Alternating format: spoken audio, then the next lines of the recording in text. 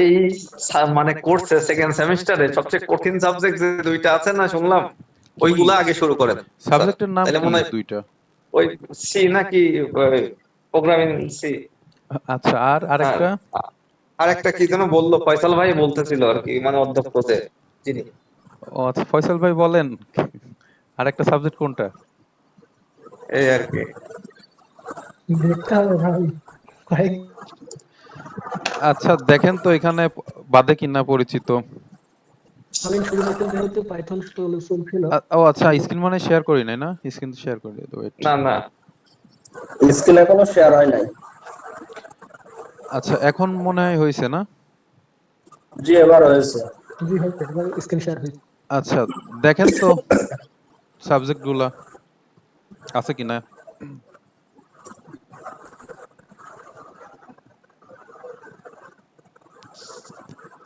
Programming C, computer, একেবারে জোর networking করলে এন্ড মনে হয় একটু ভালো সিকিউরিটি, হয়। সরি। ওই যে প্রোগ্রামিং সিটা একটু জটিল আছে, আর database digital management system marketing, programming C, ল্যাঙ্গুয়েজটা একটু কম্পিউটার শিখাইলে। নেটওয়ার্কিং। আচ্ছা তাহলে হচ্ছে গিয়ে কঠিনের লিস্টে আসলো প্রথমে প্রোগ্রামিং ইন সি, আর তারপরে আসছে হচ্ছে গিয়ে ডেটাবেস ম্যানেজমেন্ট সিস্টেম, এই তো। ডাটাবেসটা ওটা খুব কঠিন না, একটু শেখা লাগবে না এই আর কি। প্রোগ্রামিংটা একটু কঠিন মনে হচ্ছে। আচ্ছা তাহলে পরে পর্যায়ক্রমে শেষ করি, আপনাদের ইচ্ছা অনুযায়ী শেষ হোক। তাহলে প্রথমে সি করাবো, দ্বিতীয়তে করাবো কোনটা? তারপরে দেখা যাক সবাই মিলে কোনটা শুরু করা যায়, বই একটু দেখি ঘাটাঘাটি করে, যেটা কঠিন মনে হবে সেটা আগামী। আচ্ছা এখন কথা হচ্ছে বই কি সেকেন্ড সেমিস্টারের জন্য কিন্তু আলাদা, সবাই কি কালেক্ট করছেন? না, এখনো তো বই অর্ডার দেয়নি, আজকালই অর্ডার দিয়ে দেবো না, হয়তো 2-3 দিনের মধ্যেই চলে আসবে। হ্যাঁ হ্যাঁ, তো এই সেমিস্টার যেহেতু শুরু হয়ে গেছে অলরেডি, আপনারা সবাই বই কালেক্ট করেন। আর বই কোথা থেকে কালেক্ট করতে হবে সবাই তো জানেন। জি, আমাদের কাছে তথ্য আছে। হ্যাঁ হ্যাঁ, তারপরেও যদি কোনো সমস্যা হয় কোথা থেকে বই কালেক্ট করবেন, তাহলে পরে অফিসের যে নাম্বার আছে ওই নাম্বারে কল দিয়ে আপনারা হচ্ছে গিয়ে জিজ্ঞেস করে নেবেন বইয়ের দাম কেমন বা কোথা থেকে আর কি অর্ডার দিতে হবে, সম্ভবত অনলাইনে। জি, অনলাইনে ওদের নাম্বারে ফোন দিলে ওরা সব ডিটেলস নিয়ে ওরা পাঠায় দেয়, শুধু টাকা মাই দিলে ঝামেলা হয় না। হ্যাঁ হ্যাঁ, বুঝতে সুবিধা পারছি। অনুযায়ী কুরিয়ারে দিয়ে দেয়। জি তো যেহেতু আজকে হচ্ছে গিয়ে প্রথম ক্লাস সেকেন্ড সেমিস্টারের, তো পড়াশোনা আজকে একটু হালকা ফাঁকি দেব, ঠিক আছে? আহ, আর হচ্ছে গিয়ে একটু গল্পটা বেশি হবে, সেটা হচ্ছে গিয়ে আপনারা প্রথম সেমিস্টারের যে পরীক্ষা দিলেন, ফাইনাল পরীক্ষা, এক্সপিরিয়েন্স কেমন? পরীক্ষার হলে কি অবস্থা, কে কি ফিল করলেন একটু শেয়ার করেন তো, দেখি, শুনি কি অবস্থা। পরীক্ষা তো স্যার সবাই যা দিছিল মোটামুটি, পরীক্ষা ততদিন ছিল ভালোই ছিল। সবার সমস্যা শুরু হয়েছে প্র্যাকটিক্যালে যায়, আসলে প্র্যাকটিক্যালে ক্লাসেও করানো হয়নি, সবাই ওইভাবে দেখেও গেছিল না, না যায় সবাই প্র্যাকটিক্যালে যায়, সবাই সমস্যায় পড়ে গেছিল। ওইখানে অনেক প্রশ্ন করছিল, এবং প্রথম দিনে অনেককেই এফ দিয়ে দিছিল আর কি। এফ দেওয়ার পরে ওই স্যার বলছিল যে তোমাকে যদি আমি পাশ করাই তাহলে আমার জাতির সাথে বেইমানি করা হবে, তুমি যখন টিচার হয়ে যাবা তুমি তো কিছু জানো না, তুমি তাই আরেকজন স্টুডেন্টকে কি শিখাবা। অনেককে এফ দিয়ে দিছিল। পরে ওইটা ফয়সাল ভাইয়ের সঙ্গে কথা বলার পরে ফয়সাল ভাই বললো যে অফিসে আমি ওটা ঠিক করে দিছি পরে কম্পিউটারে। ও, তো ফয়সাল ভাইয়ের সাথে এখন কথা বললাম, তো বললাম সামনের সেমিস্টারে আমরা দেখি প্র্যাকটিক্যালে কিছু ক্লাস নিব, তাইলে আচ্ছা, ভালো হবে। প্র্যাকটিক্যালে আসলে কি দিছিল আর কি, মানে কি ছিল যেগুলো আর কি প্র্যাকটিক্যালে এরকম ছিল কমেন্ট করলো? কঠিন কিছু দিছিল না, আপনার ওই এক্সেল থেকে দিছিল আহ, কয়েকজন স্টুডেন্টের নাম লিখে কিছু মার্ক নিজের মতো করে লিখে হুম ওইটা যোগ করতে হবে, বিয়োগ করতে হবে, মানে অ্যাভারেজ, মিন, ম্যাক্স আর ম্যাক্সিমাম নাম্বার, এই 4টা টোটাল দিছিল। মিন নাম্বার বের করতে হবে, ম্যাক্স নাম্বার বের করতে হবে, অ্যাভারেজ আর টোটাল।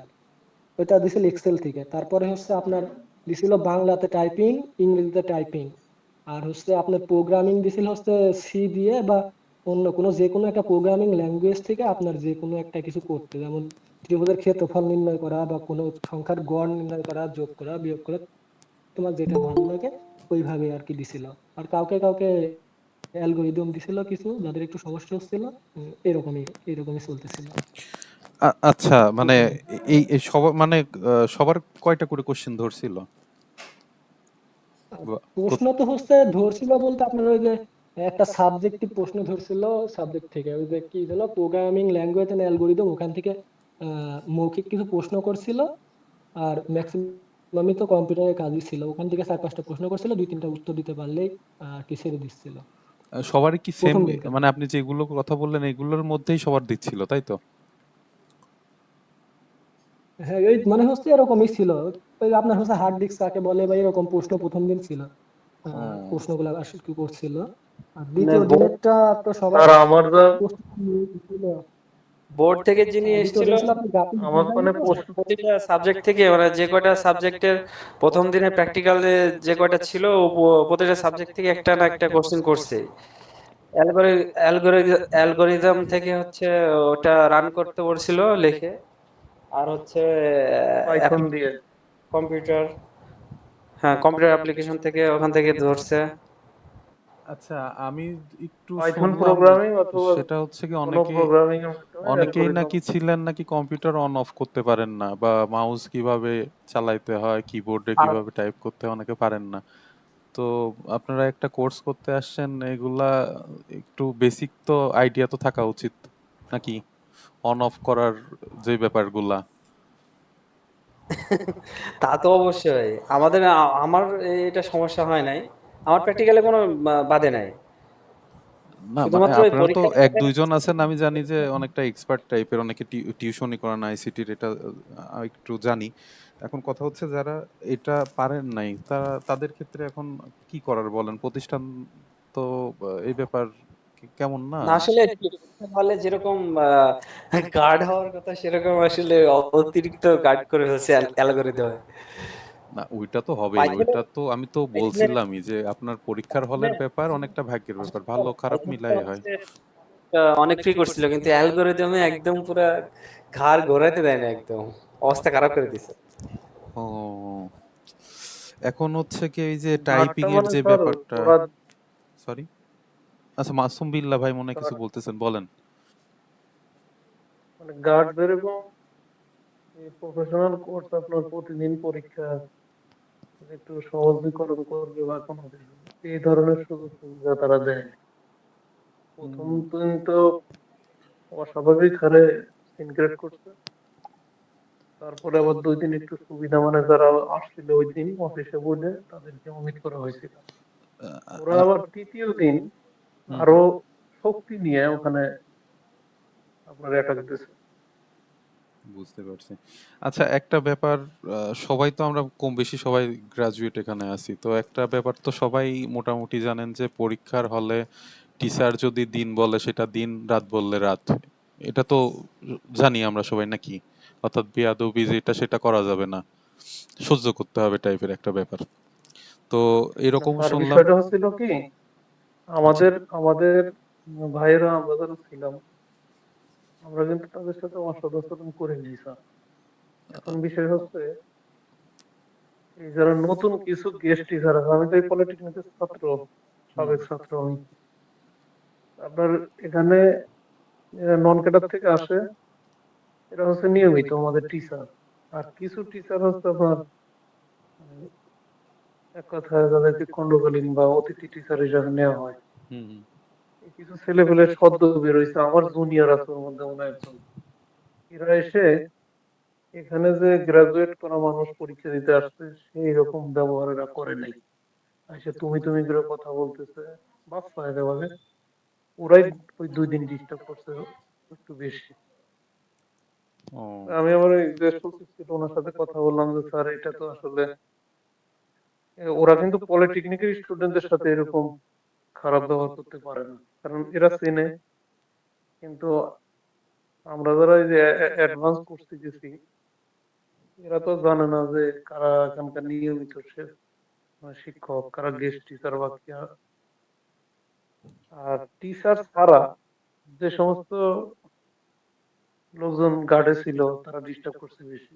আপনার ওই যে ডেমনস্ট্রেটর, ওয়ার্কশপ সুপার, এই ধরনের কিছু লোক দিয়ে গার্ড দেওয়া হয়েছিল।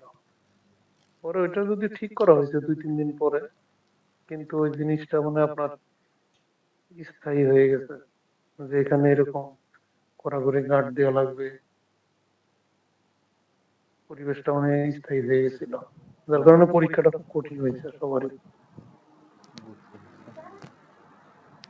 তো আমি এরকম শুনলাম হচ্ছে গিয়ে যে আহ, উম, কিছু হচ্ছে গিয়ে অপ্রীতিকর ঘটনা নাকি ঘটছে এরকম। আমি তো যাই নাই, আপনারা তো সবাই জানেন। আমি এমনিতে শুনলাম যে এরকম হয়েছে যে টিচার হচ্ছে গিয়ে একটা কথা বলতেছে, তার সাথে আর কি তর্কে জড়ায় যাওয়া টাইপের একটা এরকম একটা ব্যাপার হয়ে গেছে। সঠিক আমি জানি না, বেশ কিছুদিন আগে আমি শুনছি, মানে প্রায় 15-20 দিন তো হতেই চললো। তো যাই হোক, আপনারা হচ্ছে গিয়ে যে ব্যাপারটা পরীক্ষার হলে এই ব্যাপারগুলো একটু খেয়াল রাখবেন। সবাই সবাই তো এখন আমরা বড়, আমাদের এটা আসলে বলার তো কোনো অপেক্ষা রাখে না। পরীক্ষার হলের যে ব্যাপারগুলো আসলে হলে সুযোগ দেবে, এটা তো অধিকার না, তাই না? আহ, এটা তো আসলে সুযোগ পাওয়াটা তো একটা মনে করেন যে আরাম টাইপের ব্যাপার। কি বলেন সবাই? ধর্মভীরু মানুষ কি বলেন? নামাজ কালিম তো পড়েন সবাই। পরীক্ষা তো হচ্ছে গিয়ে সৎ থেকে নিজের পরীক্ষা নিজে দিবেন। এখন পরীক্ষার হলে যদি সুযোগ পান সেটা আলাদা কথা, আর না পাইলে তো নাই। তো যাই হোক, সেটা পরের কথা, যা গেছে গেছে। আমরা হচ্ছে গিয়ে নেক্সট থেকে যেটা আর কি পড়াশোনার ব্যাপারে একটু সিরিয়াস হবো। আচ্ছা এটা বলেন তো, আমি যে কয়টা কোশ্চেন দাগায় দিছিলাম সাবজেক্টিভ মানে থিওরি থেকে, ওই কোশ্চেন কি আদৌ আসছে নাকি কি অবস্থা এগুলা? তা আর ছোটবেলা আপনার যে যে সাজেশন ছিল, ছিল ওগুলো সাজেশন মোটামুটি থেকে আপনার ম্যাক্সিমাম কোশ্চেন আসছে, আর যা পড়ানোর মধ্যে ছিল এগুলোর মধ্যে আসছে, এক্সেপশনাল কিছু হয়নি, আচ্ছা, বরং সহজ হয়েছে। বুঝতে পারছি। তার মানে এটা বলা যায় যে যেগুলো দাগায় দিছিলাম ওইগুলো যদি পড়া যায় তাহলে পরে এক্সট্রা আর কিছু না পড়লেও মোটামুটি একটা ভালো রেজাল্ট আশা করা যায়, এই তো? আপনারা যে যেগুলো পরীক্ষা নিয়েছিলেন স্যার, যেমন বাবল শর্টের অ্যালগরিদম দিয়েছিলেন, তারপরে ত্রিভুজের হুবহু আসছে এগুলি। ও আচ্ছা আচ্ছা। আচ্ছা আপনাদের ওই যে বলছিলাম গ্রুপে কোশ্চেন গুলো একটু শেয়ার করতে, কেউ তো করলেন না। আমি তো কোশ্চেন এখনো পাইনি, অবশ্য দেখি নাই। একটা সাবজেক্ট মনে হয় দেখছিলাম নাকি। এই কষ্ট করে কেউ কারোর কাছে যদি সবগুলো কোশ্চেন থাকে আমাকে একটু আমার পার্সোনালি একটু শেয়ার করেন আমার সাথে।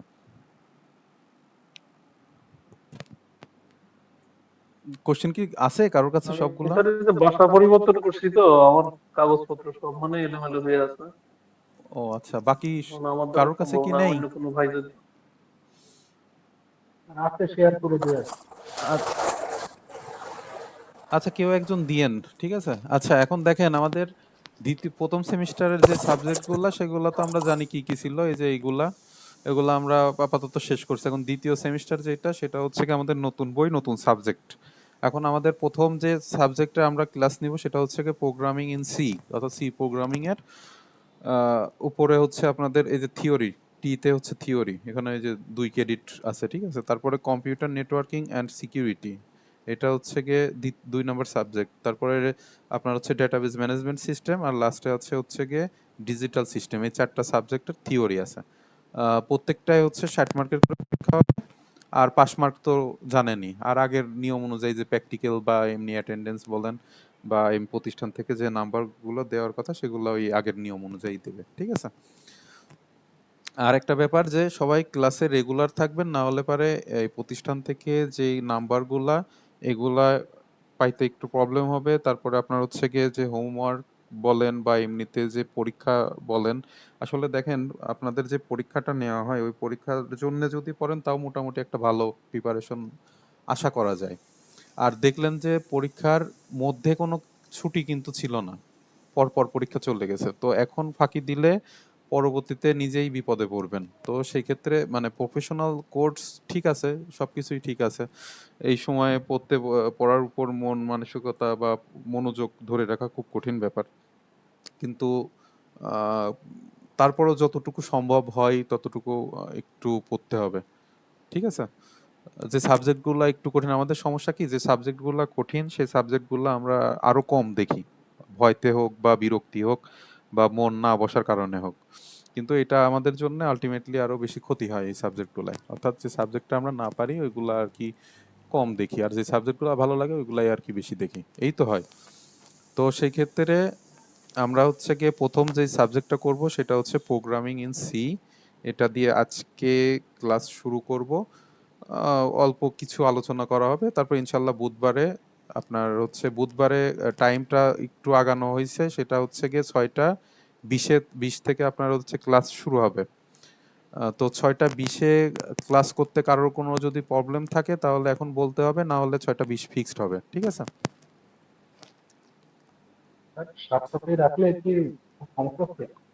7টার দিকে রাখলে সমস্যা বলতে এই যে আপনাদের ব্যাচমেট একজন বলল যে নামাজের একটু সমস্যা হয়, যেহেতু 7:30টায় আপনার হচ্ছে গিয়ে জামাত থাকে।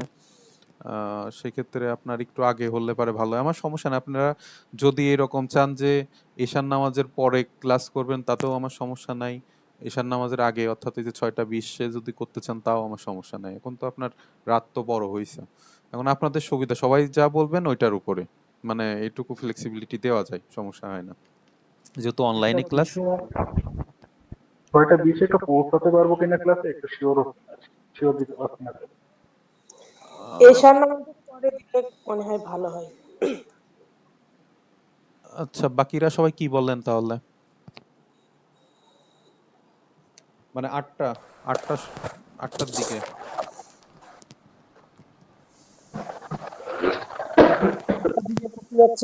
এসার পরে এশার নামাজের পরে ভালোই হবে। ইনশাআল্লাহ 8টায় দিলে সুযোগ হয়। আচ্ছা, আর কারোর কি কোনো দ্বিমত আছে 8টার বিপরীতে? কোনো প্রবলেম বা কোনো কিছু? স্যার 8টায় দেন, 8টায় দিলে ভালো হয়, কারণ 6টায় দিলে অনেক সময় দেখা যায় বাইরে থেকে আস্তে আস্তে হ্যাঁ হ্যাঁ, তো অফিস টাইম বা এমনি বাইরে থেকে আসতে মিটিং আসতে হবে। একটু লেট হতে পারে। আমরা তো সব দাদা ভাই স্যার, আপনি তো জানেন। হ্যাঁ হ্যাঁ, সেটা তো অবশ্যই আছে। আচ্ছা, তাহলে আপাতত পরীক্ষামূলকভাবে আগামী দিন হচ্ছে অর্থাৎ বুধবারে ক্লাস হবে। এই বুধবারে 8টার সময় তাহলে ক্লাস হোক। যদি কোনো প্রবলেম ফেস হয় তারপরে আবার আলোচনা করে টাইম চেঞ্জ করা যাবে, সমস্যা নেই। তাহলে আগামী ক্লাস অর্থাৎ বুধবার হচ্ছে আপনার কয় তারিখে? 15 তারিখ। 15 তারিখ 8টার সময় হচ্ছে আপনাদের ক্লাস, ঠিক আছে? আচ্ছা, এখন আমরা অল্প একটু পড়াশোনা করি, একটু বেসিক জানি, যাতে নেক্সট ক্লাসে একটু আমরা গভীরে যাইতে পারি এই সাবজেক্টের। আচ্ছা, আমরা পাইথন করছিলাম প্রোগ্রামিং এর মধ্যে। এখন পাইথন করছিলাম আর তখন বলছিলাম যে আসলে প্রথম সেমিস্টারে সি প্রোগ্রামিং দিয়ে শুরু করাটাই বেটার, কিন্তু যেহেতু আপনাদের কোর্সে পাইথন ছিল সেহেতু আমাদের কিছু তো করার ছিল না। তো সেই ক্ষেত্রে আমরা হচ্ছে গিয়ে এই পাইথন করছিলাম। এখন যাই হোক, সি করি। আপনাদের সেকেন্ড সেমিস্টারের প্রথম সাবজেক্ট সেটা হচ্ছে গিয়ে সি প্রোগ্রামিং, আর সাবজেক্ট কোড হচ্ছে গিয়ে এইটা, ঠিক আছে? আর আপনাদের বইয়ের যে বইয়ের হচ্ছে গিয়ে স্ক্যান কপি এইটা, ঠিক আছে? আমি গ্রুপে শেয়ার করে দিব না, আপনারা যতদিন বই কালেক্ট না করেন ততদিন আপাতত এটা হচ্ছে গিয়ে ফলো করতে পারেন দেখার জন্য। তো এই হচ্ছে গিয়ে সি প্রোগ্রামিং এর সূচিপত্র, 7টা অধ্যায় আছে। তো আমরা হচ্ছে প্রথম অধ্যায়ে আর কি একটু কথা বলি যে সি প্রোগ্রামিং সম্পর্কে একটু জানি। আচ্ছা, সি প্রোগ্রামিং সম্পর্কে কে কতটুকু জানেন? কেউ কি কোনো কিছু আইডিয়া দিতে পারবেন?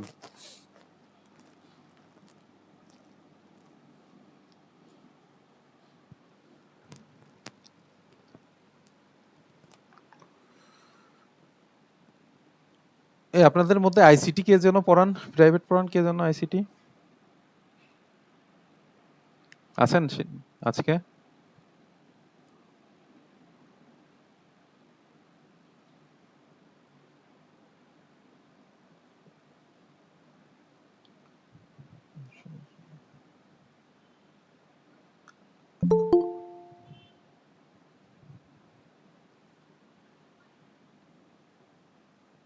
আইসিটি কি কেউ পড়ান আপনাদের মধ্যে? আসসালামু আলাইকুম স্যার, আমি ওয়ালাইকুম পড়াই আসসালাম। স্যার। এই তো সদীপ আলী ভাই, আপনার বাসা কোথায়? সোমসপুরের এই সাইডে না? জি, আমার বাসা পদ্মবিলা, সমস্যা ইউনিয়ন। হ্যাঁ হ্যাঁ, বুঝতে পারছি। তো সি সম্পর্কে আপনি কি বাইরে আছেন এখন নাকি কোথায় এখন? আমি ওই যে কিছু বই কেনার জন্য আমি তো কুষ্টিয়া থাকি, তো বই কেনার জন্য এই যে লাইব্রেরিতে আসছিলাম, রিক্সাতে আছি। ও আচ্ছা আচ্ছা, ঠিক আছে ঠিক আছে, সমস্যা নেই। আচ্ছা, তো সি প্রোগ্রামিং সম্পর্কে আমরা একটু ধারণা নিই। সেটা হচ্ছে গিয়ে সি কে আপনার হচ্ছে কি অনেকে মিড লেভেল ল্যাঙ্গুয়েজ বলে, কেউ হাই লেভেল ল্যাঙ্গুয়েজ বলে। তো আমরা হচ্ছে গিয়ে আমরা যখন পড়ছিলাম তখন হচ্ছে কি এরকম একটা ছিল জবের পরীক্ষার জন্য। সেটা হচ্ছে কি সির যে আবিষ্কারক ড্যানিয়েল রিচি 1970 সালে সম্ভবত তিনি এই সি প্রোগ্রামিং আবিষ্কার করে যুক্তরাষ্ট্রের বেল ল্যাবে, ঠিক আছে। তিনি হচ্ছে কি ইউনিক্স একটা হচ্ছে অপারেটিং সিস্টেম তৈরির সময় এই সি প্রোগ্রামিংটা আবিষ্কার করে। তো উনি নিজে হচ্ছে কি বলছে সি হচ্ছে মিড লেভেল ল্যাঙ্গুয়েজ, এই জন্য C K mid level language বলে। এটা হচ্ছে কি জবের পড়ার সময় আমি এটা পড়ছিলাম, ঠিক আছে। তো এক এক বইতে এক এক রকম থাকে, তো এই বইতে যেটা আছে আমরা ওইটাই আর কি নিব, ঠিক আছে। এখানে বলতেছে সি প্রোগ্রামিং এর হচ্ছে মধ্য পর্যায়ের হাই লেভেল ল্যাঙ্গুয়েজ। আচ্ছা, এমনি এটা জানার জন্য আপনাদের এটা থেকে কোনো কোশ্চেন আসবে না যে এই যে 1970 সালে কোন ল্যাবরেটরিতে কে হচ্ছে আর কি এইটা তৈরি করছে, এটা এমনি জানার জন্য আর কি, বেসিক এমনি জানলেন। আচ্ছা, সি এর বৈশিষ্ট্য কি, এটা হচ্ছে আমাদের পড়তে হবে। সি এর বৈশিষ্ট্য এখানে সুন্দর করে দেওয়া আছে। এগুলো হচ্ছে, আচ্ছা, সরি কেউ কিছু বলতেছেন? স্যার বলছিলাম যে আমাদের এবার বই পাবো না আমরা?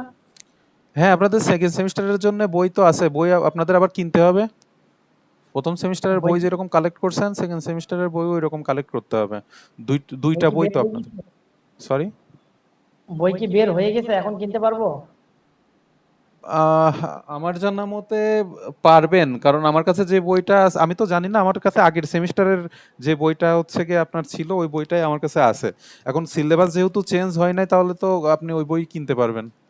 আপনারা ওই যে পাবলিকেশন না, ওই সেম পাবলিকেশনের ওদের কাছে একটু ফোন দিয়ে জেনে নিয়েন যে ওরা বই পাবলিশ নতুন করে করবে নাকি আগেরটাই ওরা সেল করতেছে। আপডেট মানে বই বইয়ের কোনো সম্পর্কে, কিছু চেঞ্জ হয়নি? সরি, বললাম বইয়ের কোনো কিছু চেঞ্জ হয়নি? এইটা সঠিক মানে সিলেবাসের যেহেতু চেঞ্জ হয় নাই বইয়েরও চেঞ্জ হওয়ার তো কথা না। হয়তো এখন ওই যেটা সালের কোশ্চিন ওইখানে হয়তো কিছু আপডেট দিতে পারে, যে আপনার কোশ্চিনের পাশে হচ্ছে কি যে সালের ওইটা আপডেট হয়তো থাকতে পারে। না, এবার বই স্যার, কেনার কথা কিছুই বললেন না, না বলেই ক্লাস শুরু করছেন, এই জন্য বললাম। না, অলরেডি বলছি, আপনি মনে হয় দেরিতে জয়েন করছেন। আমি তো লাইব্রেরি থেকে বই নিয়েছিলাম চুয়াডাঙ্গা থেকে, তো ওইখানে 2 সেমিস্টারের বই পাওয়া যাচ্ছিল মানে প্রথমেই। ও হ্যাঁ, মানে আমিও মানে আমি তো হচ্ছে কি এই বইটা প্রতিষ্ঠান থেকে পাইছি। তো যখন প্রতিষ্ঠান আমাকে বইটা দেয় তখন একসাথে দুইটা বই আমাকে দিছিল একই সাথে। তো এখন নতুন কোনো বই পাবলিশ করছে কিনা এই সঠিক তথ্যটা আমার জানা নেই। আপনারা এই যে প্রাইম পাবলিকেশন এদের যে ফোন নাম্বার বা যাদের কাছে হচ্ছে গিয়ে বই এর আগে কালেক্ট করছেন তাদের কাছে একটু শুনে নিন যে ওরা নিউ এডিশনের কোনো বই দিছে কিনা। আর যেহেতু আপনাদের সিলেবাস যেটার কথা বললাম এই যে প্রোগ্রামিং ইন সি, তারপরে হচ্ছে গিয়ে এই যে কয়টার নাম বললাম এই কয়টা হচ্ছে এই বইতে আছে, হ্যাঁ, এই সাবজেক্টগুলা। তো সেই ক্ষেত্রে আমার যতটুকু ধারণা বইয়ের মধ্যে যে এই যে এইগুলা আর কি, এই যে অধ্যায়গুলা এগুলা চেঞ্জ হয় নাই, এগুলা সেমই আছে।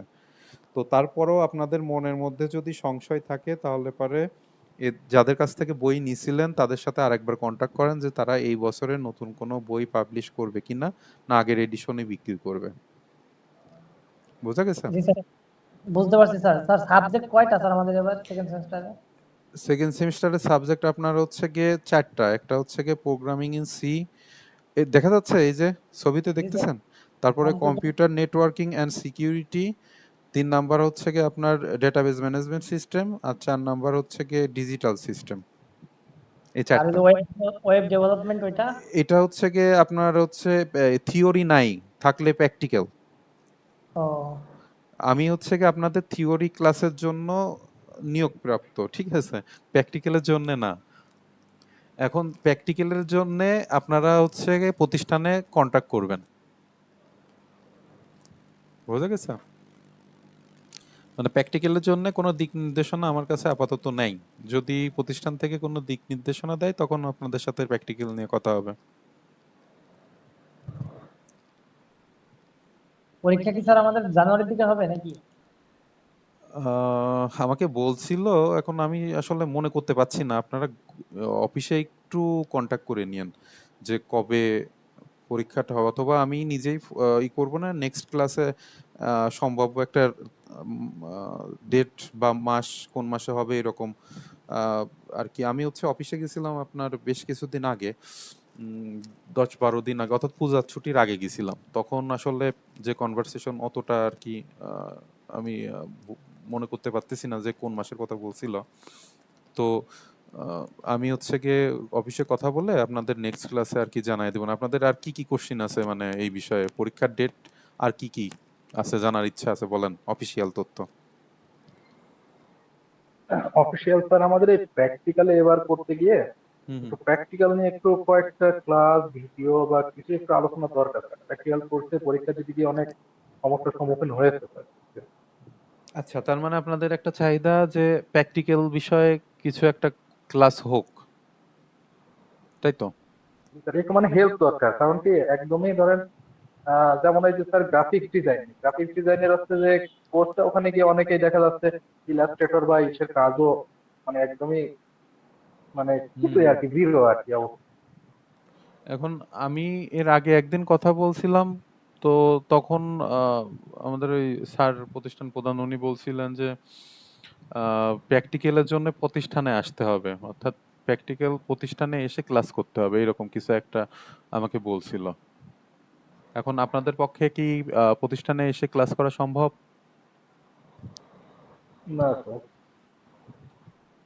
তারপরও আমি এই বিষয়ে কথা বলবো না, প্র্যাকটিক্যাল বিষয়ে যদি কিছু করা যায় অনলাইনে, তাহলে আমি এমনিতে শুনবো না তার দিক থেকে কোনো দিক নির্দেশনা আছে কিনা। আর হচ্ছে তাহলে পরীক্ষার সম্ভাব্য ডেট, প্র্যাকটিক্যাল, আর আর কোনো বিষয়?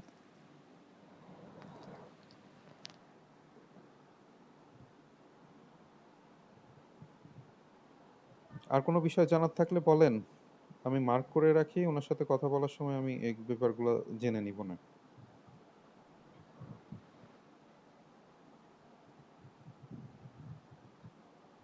নাই আর কোনো কিছু? না স্যার। আচ্ছা, ঠিক আছে।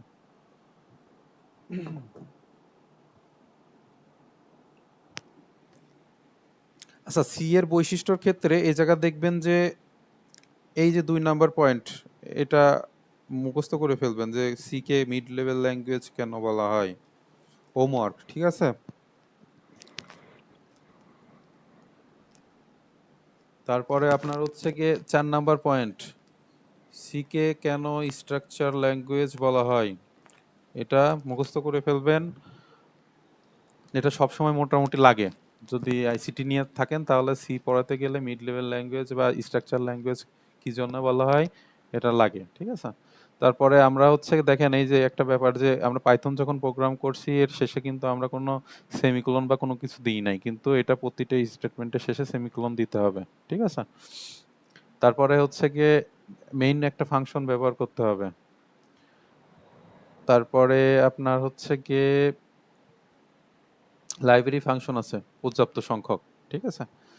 তারপর আপনার এই যে কম্পাউন্ড অপারেটর আছে, এরকম 5-6টা আপনার হচ্ছে বৈশিষ্ট্য একটু পড়ে ফেললেন। এর মধ্যে 2 আর 4 নাম্বারটা একটু ইম্পর্টেন্ট, 1 নম্বরের কোশ্চিন আসতে পারে, সেক্ষেত্রে এই 2টা কোশ্চিন একটু পড়ে ফেলতে হবে, ঠিক আছে?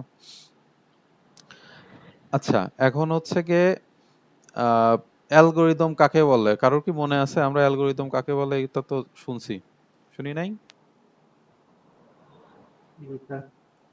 এটা আর বললাম না, অ্যালগোরিদম কাকে বলে আর এর বৈশিষ্ট্য দেখে নেবেন। আচ্ছা, এখন ব্যাপার আছে ফ্লো চার্ট, আমরা আগে আগে করছি না পাইথনে? কি ফ্লো চার্ট আমরা দেখছিলাম, মনে আছে কারোর? না স্যার। জি স্যার। এই মারেছে, মনে নাই, কি বলেন? আচ্ছা, ফ্লো চার্টের সংজ্ঞা এই যে লিখতে পারেন, এই যে এটা অ্যালগোরিদমের চিত্ররূপকে ফ্লো চার্ট বলে, বা এই যে এই সুন্দর সংজ্ঞাটা দিতে পারেন। সেটা হচ্ছে দেখেন মনে পড়ে কিনা, এই যে এই চিহ্নগুলোর কথা কি মনে পড়ে?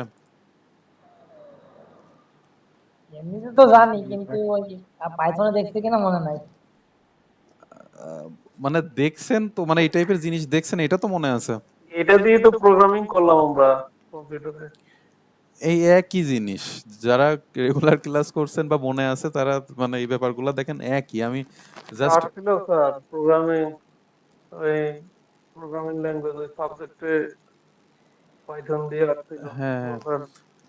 আমি হচ্ছে কি যতটুকু মনে আছে এটা একটু তিনটা আসছিল, ব্রড কোশ্চেন তিনটা। আসছিল আপনার কাছে, 5টা লেখা লাগবে, 5টার মধ্যে 3টে আসছিল এই প্রোগ্রাম। আপনার হচ্ছে গিয়ে কি কি প্রোগ্রাম লিখতে দিছিল? কমন কি আসছিল 3টা? 3টা আসছিল, একটা আসছিল হচ্ছে আপনার ওই যে ফ্যাক্টরিয়ালের মান, হুম, হুম। তারপরে দীঘা দ্বিঘাত, হ্যাঁ দ্বিঘাতের সমীকরণ আর এটা। ওটা অ্যালগরিদম আসছিল আর প্রচার আসছিল আর দীঘাতে, ও প্রোগ্রাম আসেনি। আর আরেকটা আসছিল হচ্ছে, আরেকটা আসছিল, 3টেই লিখছিলাম, 5টা লেখা, 5টার মধ্যে 3টে আসছিল প্রোগ্রাম, ওই ও একটা আচ্ছা। পাঁচটাই। আসছিল স্যার, ওই ধারা আসছিল, ধারার প্রোগ্রাম আসছিল, ওই যে হ্যাঁ, হ্যাঁ, বলছিলাম না ধারা থেকে একটা আসবে। জোড় জোড় সংখ্যাগুলোর দুই একে না হ্যাঁ 2 হ্যাঁ 4 জোরের 6। একটা আসছিল, তো নাকি কত পর্যন্ত জানো জোড় সংখ্যাগুলোর আসছিল। ও আচ্ছা, আচ্ছা, বুঝতে 1 পারছি। থেকে 100, 10 থেকে 100। ও হ্যাঁ, ওই আমার যতটুকু মনে আছে যে বলছিলাম যে ধারা থেকে একটা প্রোগ্রাম আসবে, এরকম কিছু একটা বলছিলাম। আচ্ছা, এখন দেখেন আমি বলি, একটু মনে করাই দিই, যাদের মনে আছে তো আলহামদুলিল্লাহ, যাদের মনে নাই তারা একটু শোনেন। বেশি সময় ক্লাস নিব না, জাস্ট অল্প একটু বলেই ছেড়ে দিচ্ছি। সেটা হচ্ছে কি, আমাদের এই ফ্লো চার্ট করার জন্য আমাদের দেখেন এই যে এতগুলো চিহ্ন দেওয়া আছে, কিন্তু আমরা এতগুলো চিহ্ন আসলে আমাদের লাগবে না, এমনি জানার জন্য জেনে রাখতে পারেন, কিন্তু আমাদের ম্যাক্সিমাম যে চিহ্নটা লাগে সেটা হচ্ছে এই যে এইটা, অর্থাৎ প্রোগ্রাম শুরু মানে ফ্লো চার্ট দিয়ে যদি আমরা কোনো কিছু আপনার হচ্ছে গিয়ে দেখাতে চাই, সেক্ষেত্রে সেই প্রোগ্রামের শুরু এবং শেষ এই চিহ্ন দ্বারা, অর্থাৎ ডিম্বাকার যেটা, এটা দিয়ে হচ্ছে প্রকাশ করে। তারপরে আপনার হচ্ছে ইনপুট বা আউটপুট, এইটা হচ্ছে কি এই যে রম্বস আকার, রম্বসই তো বলে নাকি? তারপরে হচ্ছে গিয়ে কোনো একটা প্রোগ্রামের মধ্যে কি প্রসেস হচ্ছে বা কি কাজ হচ্ছে তার জন্য এই চিহ্নটা ব্যবহার করা হয় অনেকটা। এটা দেখা যাচ্ছে যে আপনার বর্গাকার, কিন্তু এটা আমরা প্রোগ্রাম করার সময় এটা আয়তাকার ব্যবহার করি, ঠিক আছে, আমরা দেখবো না। এইটা হচ্ছে সিদ্ধান্ত গ্রহণ, অর্থাৎ আমরা হচ্ছে গিয়ে যখন সাপোজ কোনো কন্ডিশনের ক্ষেত্রে যাই যে এই কন্ডিশনটা কি সত্য না মিথ্যা, যদি সত্য হয় তাহলে পরে এইটা এদিকে যাবে, মিথ্যা হলে এইদিকে যাবে, এরকম কিছু একটা দেখাচ্ছি আস্তে আস্তে। এই যে এই তারপরে লাগে এইটা একটু রেয়ারলি লাগে, মাঝে মাঝে ব্যবহার করা হয়, এটা হচ্ছে সংযোগ, অর্থাৎ কানেক্ট, 2-3টা ইসের থেকে একটাতে হচ্ছে গিয়ে যখন যাই, অর্থাৎ কানেক্ট করার জন্য ব্যবহার করা হয়। আপাতত এটা মাথায় নেওয়ার দরকার নাই। তো আমাদের মেনলি লাগবে হচ্ছে কি এই 4টা চিহ্ন, এই 4টা চিহ্ন জানলে পারে, অর্থাৎ এই যে ডিম্বাকার, এইটা এটা এটা, অর্থাৎ শুরু স্টার্ট বা ইন্ড, তারপর ইনপুট আর আউটপুট, তারপর প্রসেস, আর হচ্ছে কি ডিসিশন মেকিং, এই টাইপের এই 4টা হলে পারে আমাদের মোটামুটি ফ্লো চার্ট কন্ট্রোল মানে হয়ে যায়। এখন দেখেন আমরা আসি কার্যক্ষেত্রে যে আসলে এই 4টা দিয়ে হয় কিনা। তারপর আচ্ছা, আর একটা জিনিস যেটা এই যে এই তীর চিহ্ন যেটা, এটা ওই যে নির্দেশনা চিহ্ন, যে উপর থেকে নিচে বা কোন দিক থেকে কোন দিকে যাচ্ছে। আচ্ছা, এখন দেখেন আমাদের হচ্ছে গিয়ে প্রথম যে প্রোগ্রামটা আছে, দেখেন একই জিনিস না? আমরা পাইথনে যেটা করছিলাম যে অ্যালগোরিদম, যেটা দুইটি সংখ্যার যোগফল নির্ণয়ের অ্যালগোরিদম এবং ফ্লো চার্ট, এটা তো অলরেডি আপনাদের শেষ হয়ে গেছে না? সত্যি করে বলেন তো, মনে আছে কি না? এটা ছিল জি না? জি স্যার। ছিল। তার মানে আমাদের মোটামুটি প্রোগ্রামিং যদি পাইথনে ওই শুরুর দিকে যদি আমরা ক্লাস করে থাকি, তাহলে পারে সির দিকেও এইদিকে আমাদের অলরেডি মোটামুটি শেষ। কিভাবে শেষ আমি একটু বলি। সেটা হচ্ছে দেখেন, অ্যালগোরিদম, দুইটি সংখ্যার যোগফলের অ্যালগোরিদম পাইথনেও যা, আপনার হচ্ছে সি প্রোগ্রামিংও তাই। আবার ফ্লো চার্টও দেখতে একই রকম। আপনার হচ্ছে গিয়ে একটা প্রবলেম যখন সলভ করবেন, অ্যালগোরিদমের সংজ্ঞাটা হচ্ছে গিয়ে, তো আপনার হচ্ছে একটা বড় প্রবলেমকে ভেঙে ভেঙে, অর্থাৎ ধাপে ধাপে ছোট অংশে বিভক্ত করে সলভ করাকেই তো অ্যালগোরিদম বলে, তাই না? তো এখন অ্যালগোরিদম বলেন আর ফ্লোচার্ট হচ্ছে গিয়ে এই অ্যালগোরিদমের হচ্ছে গ্রাফিক্যাল রূপ, ঠিক আছে?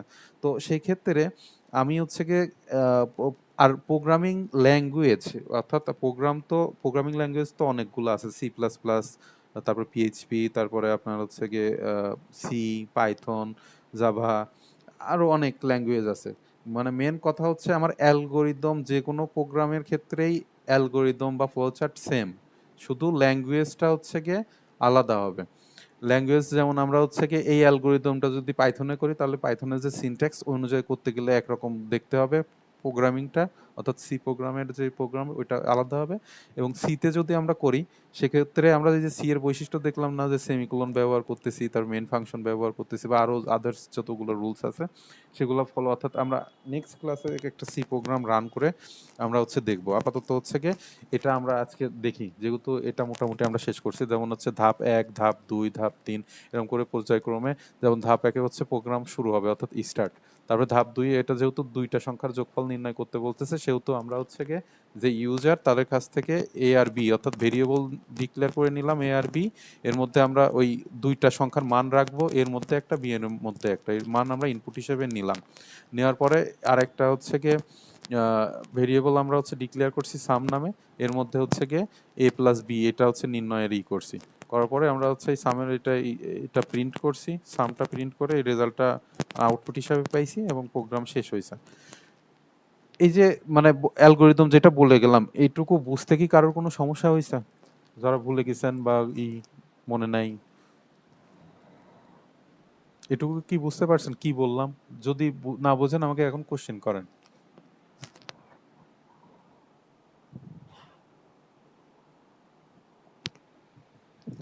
নীরবতা তো সম্মতির লক্ষণ, তার মানে কোনো নাই, সমস্যা নাই।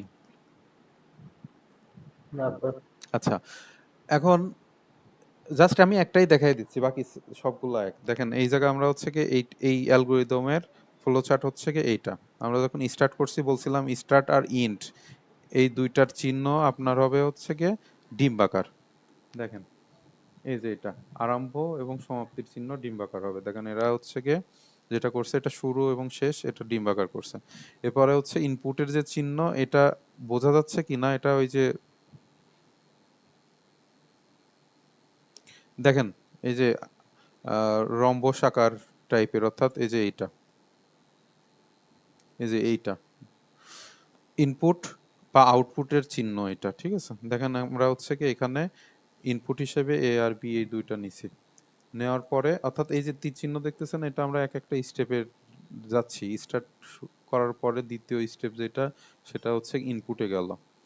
এরপরে ইনপুট থেকে আমরা হচ্ছে কি করছি দেখেন এখানে হচ্ছে ধাপ 3-এ আছে হচ্ছে গিয়ে সাম নামে একটা ভেরিয়েবল ডিক্লেয়ার করছি, তার মধ্যে এ আর বি এই দুইটা ভেরিয়েবলের যে মান আমরা গ্রহণ করছিলাম এটা যোগ করে দিছি, অর্থাৎ এটা প্রসেসের মধ্যে যাচ্ছে।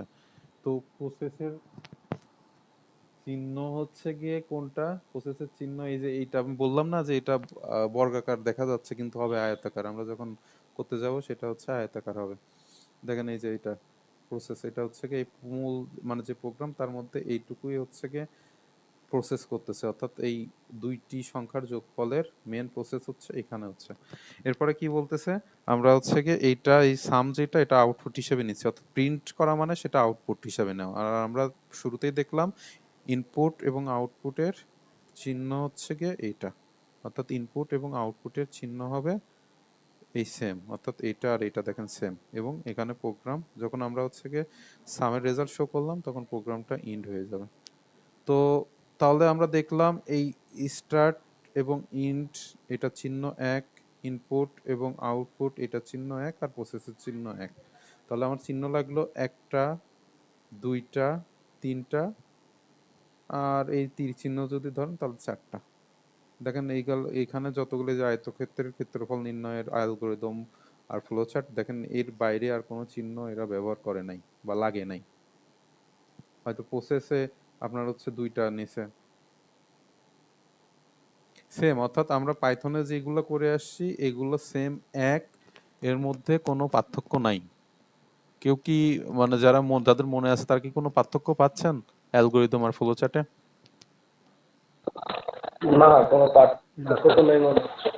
আচ্ছা, তার মানে আমাদের মোটামুটি সি প্রোগ্রামিং এর জন্য যে অ্যালগরিদম বা ফ্লোচার্ট বলেন না কেন সেটা হচ্ছে আমাদের অলরেডি শেষ হয়ে গেছে আগে, ঠিক আছে। তো এইখানে যে কয়টা আছে যেহেতু আমরা আগে একবার দেখছি এখন আবারও সেম জিনিসই আসছে, সেহেতু আমরা এখানে যে কয়টা আছে সবগুলোই মোটামুটি দেখে ফেলবো। কারণ দেখেন আপনার জিনিস তো সব এক, এখানে মেকানিজম যেটা এই যে ধাপ 3-এর যেটা সাম যোগ করতে বলছে বলে এটা আমরা a প্লাস বি করছি। এখানে আয়তক্ষেত্রের ক্ষেত্রফলের সূত্র কোনটা এটা দেখেন 3 নম্বর ধাপে হচ্ছে কি করছে অর্থাৎ মান গ্রহণ করছে 2 নাম্বার ধাপে, 3 নাম্বার ধাপে প্রসেস করছে, লাস্টের 4 নাম্বার ধাপে আপনার হচ্ছে গিয়ে মান শো করছে। এই তো, আর তো কোনো কাহিনী নেই। এরা প্রত্যেকটা প্রোগ্রামে এই একই। এর সমকোণী ত্রিভুজের ক্ষেত্রের ক্ষেত্রফলের সূত্র যদি জানেন তাহলে পরে এই উপর মানে ব্যাপারটা একই হয়ে যায়। তারপরে বৃত্তের ক্ষেত্রফলের সূত্র পাই আর স্কয়ার, এইটা পায়ের মানে এটা কনস্ট্যান্ট হিসেবে ধরার জন্য এটা এক্সট্রা একটা স্টেপ নিছে। তারপরে ওই যে c/5 মানে ওই যে এই সূত্র তো আপনারা তো সবাই জানেন, ফারেনহাইট তাপমাত্রাকে সেন্টিগ্রেড তাপমাত্রায়, এই সূত্র জানেন না? জি জানি। ভুলে যায়। তার মানে আমরা দেখতেছি জি যে স্যার, এই টাইপের প্রবলেম, সমস্যা নেই স্যার। হ্যাঁ হ্যাঁ, যে প্রবলেম দিক না কেন, মেন যে মেকানিজম অর্থাৎ যে প্রসেসের ধাপ অর্থাৎ যে সূত্র, এটা পারলে আমাদের সবকিছুই সলভ হয়ে যাবে আশা করা যায়। তারপরে এই যে 3টি সংখ্যার মধ্যে বৃহত্তম সংখ্যা, এগুলো তো আমরা অলরেডি করছি না? 2টি সংখ্যার মধ্যে বৃহত্তম সংখ্যা, 3টি সংখ্যার মধ্যে বৃহত্তম সংখ্যা প্রোগ্রাম তো করছি। এর পিছনে যে মেকানিজম, এটা নিয়ে তো আপনাদের সাথে একদিন কথা হয়েছে যে মনে আছে না, এই যে অ্যান্ড দিয়ে আমরা করছিলাম এ বি এরকম, তারপরে হচ্ছে কি এ সি এরকম, অর্থাৎ দুইটার মধ্যে কম্পেয়ার করলাম। তারপরে হচ্ছে এই যে ইফ এলস দিয়ে যেটা আর কি করছিলাম প্রোগ্রাম, মনে আছে কিনা, যাই হোক। তো এইখানে যে কয়টা আছে আপনাদের হোমওয়ার্ক থাকবে প্রথম দিনেই, যে এখানে টোটাল কয়টা আছে দেখি, 10টা আছে। এই 10টা অ্যালগরিদম এবং ফ্লো চার্ট আপনারা হচ্ছে বাসায় দেখবেন, ঠিক আছে? এই হচ্ছে গিয়ে আপনাদের প্রথম দিনের পড়া বলেন, হোমওয়ার্ক বলেন বা ওয়ার্ম আপ বলেন, এইটা থাকবে, ঠিক আছে? অর্থাৎ সি প্রোগ্রামিং কাকে বলে, সি প্রোগ্রামিং এর বৈশিষ্ট্য, তারপরে অ্যালগরিদম কাকে বলে, অ্যালগরিদমের বৈশিষ্ট্য এবং কয়েকটা অ্যালগরিদম এবং ফ্লো চার্ট, ঠিক আছে? এই হচ্ছে গিয়ে আজকে প্রথম ক্লাস গেল। আজকে আর ক্লাস দীর্ঘায়ু করব না, এই পর্যন্তই থাকবে। আগামী দিন আপনার হচ্ছে গিয়ে ডিটেলস যাব, ঠিক আছে? আর সবাই হ্যাঁ বলেন। বলছি যে এগুলো সব শেষ করে পাইথন একটা ক্লাস নিয়েন স্যার, ভালো করে মানে একটা প্রোগ্রামিং এমন করে শিখাই দিয়েন যাতে মোটামুটি ধারণা আসে। পাইথনটা একটু সমস্যা স্যার, শেখার দরকার আছে। আচ্ছা ঠিক আছে, আমরা আগে এটা শেষ করি, তারপরে সময় থাকলে আমরা যাবো না, সমস্যা নেই। আপনার হচ্ছে ইউটিউবে তো প্রচুর রিসোর্স আছে, আপনার যদি খুব ইচ্ছা হয় আপনি নিজে নিজে শুরু করতে পারেন, সমস্যা নেই তো। ইংলিশ ক্লাস দেখি, ইংলিশ হিন্দিতে বলে, ইংলিশে বলে, কই কে বাংলাতে বললো সেরকম। আপনার বাংলা পাইথন? আমার জানার মতে আছে তো, দাঁড়ান আমি আপনার খুঁজে দিচ্ছি।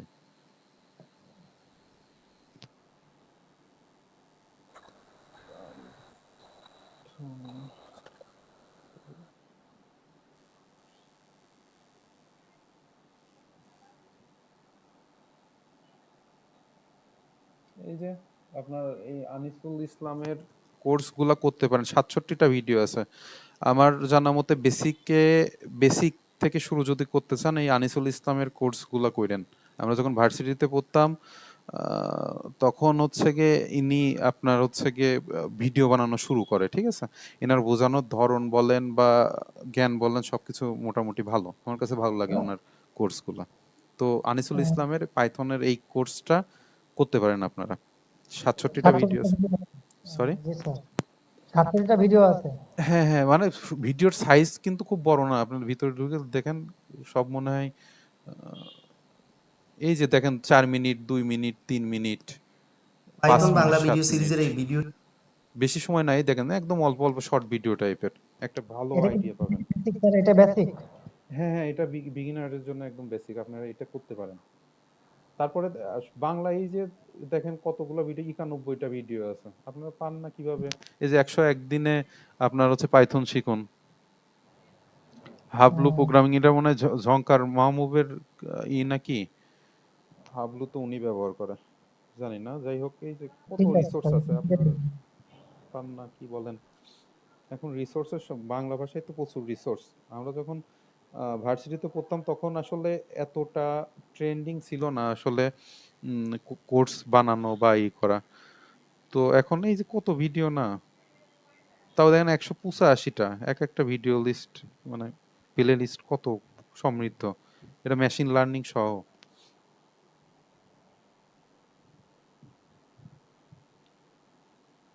তো এই পর্যন্তই, সবাই ভালো থাকেন। অ্যাটেন্ডেন্স আজকে নিলাম না, আগামী দিন থেকে আর কি অ্যাটেন্ডেন্স নিব না।